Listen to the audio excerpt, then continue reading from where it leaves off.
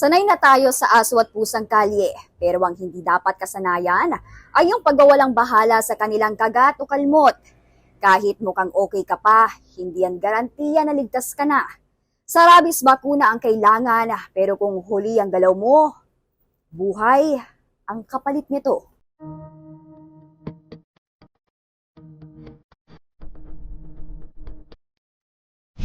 Ang rabies ay tahimik na pumapatay.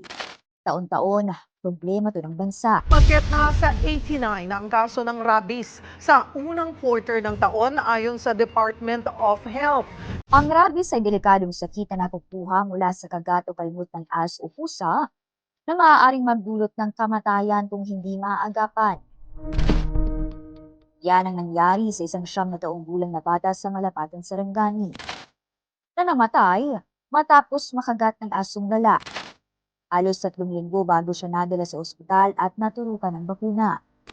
Huli na ang lahat dahil nasa utak na ang virus. Pumanaw siya makalipas lang ng ilang araw.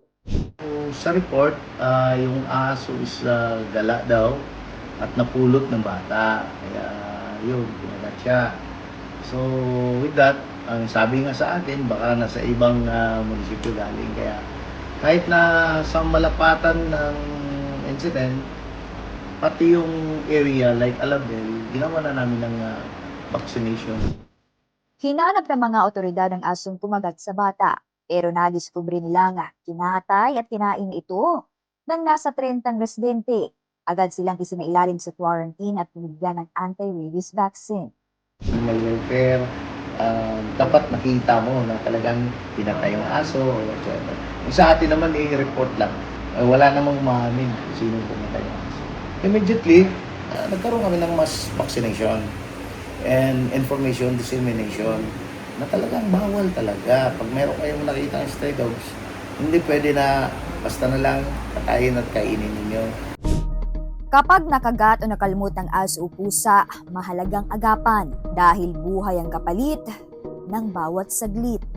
Ngayon, kung kaunti ang guidance ng ating mga mamamayan sa maaaring gawin kapag ikaw ay nakagat, nakalmot ng mga aso at pusa, so less likely sila pupunta sa mga animal bite centers at hospital. Ang pangunahing tungkulin ng isang animal bite center ay bigyan ng tamang edukasyon ang mga pasyente at mga kamag-anak ng mga nakagat. Maliban po roon ay magbigay ng pangunang lunas. Pero ang problema, minsan may kakulangan o delay sa supply ng anti-rabies vaccines sa mga public hospital at health centers.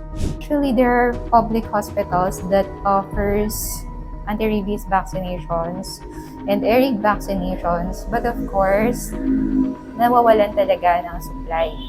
So, may mga napunta po dito sa amin na sinasabi nila na wala na daw pong bakuna sa health center, wala na pong bakuna sa hospital, public hospital specifically. Samantala sa Sarangani, problema naman ang pagkaantala ng supply ng rabies vaccine para sa mga aso at pusa. Target sana nila na matapos ang pagbabakuna ng Oktubre, ngunit naurong na ito ng Disyembre dahil sa 3 buwang delay. Yung goal ng Sarangani is dapat 80% of the population mabakunahan natin. So nagtulong-tulong naman kami ng mga 7 municipalities. So as of now, nasa kami ngayon, nasa 50%. Malaki-laki pa yung tatrabuhin namin. Ang problema lang kasi nagkaroon ng kulang yung bakuna, no? Nationwide naman yun na ngayon medyo bakuna na is delay.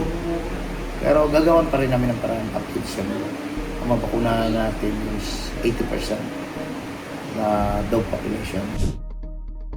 Kapag nakagat, nakalmot o nasugatan ng aso o pusa, dapat alam ang tamang first aid. Kailangan rin natapusin ang bawat turok ng anti-rabies. Mahalaga nang may alam upang makaiwas sa malubhang sintomas. Sa bansa, halos bawat kalye may mga aso at pusang gala.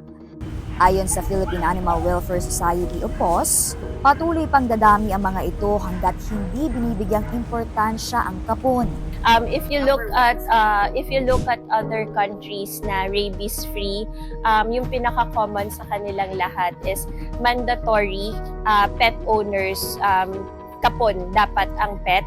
If hindi kapon yung pet, they have to pay higher taxes because the thinking is gagamitin nila for breeding yung mga alaga nila. So, saan ba nanggagaling yung mga strays natin? So, hindi lang man yan parang rare occurrence na bigla na lang parang kabute na nagsulputan yung mga dogs and cats niyan. So, most of the stray animals that we have, they were once owned pets. Tapos, pinabayaan sa kalsada, since hindi kapon, nag-mate sa kalsada, and sila na yung mga second generation, third generations of strays natin. Ang iba inaakala na ipinanganak na may rabies ang aso o pusa. Pero ang totoo, nakukuha lang nila ito kapag nakagat o nakalapit sila sa laway ng hayop na may rabies. Bilang mga pet owner, tayo ang unang depensa ng ating mga alaga. Nakasaad sa batas, taon-taon responsibilidad natin ang kanilang kaligtasan. Kaya kung mahal natin sila, dapat palagi silang bakunado. To help po in curbing yung ating rabies problem here in the Philippines. And then of course, isabay na rin po natin ang kapon. So, kapon po ang solusyon. Hindi sapat ang batas kung hindi ipinapatupad ng mahigpit ang pamahalaan at sinusunod ng komunidad. Ang problema ng rabies ay hindi kaya ng isang sektor lang. Kailangan ng sama-samang aksyon ng bawat isa, mula sa pet owner sa pagpapabakuna at kapon, hanggang sa pamahalaan na nagtitiyak ng sapat na supply ng bakuna at maayos na pangangalaga ng ating kapaligiran. Mobile Journal Yeda Pascual po, hatid ang muka ng balita.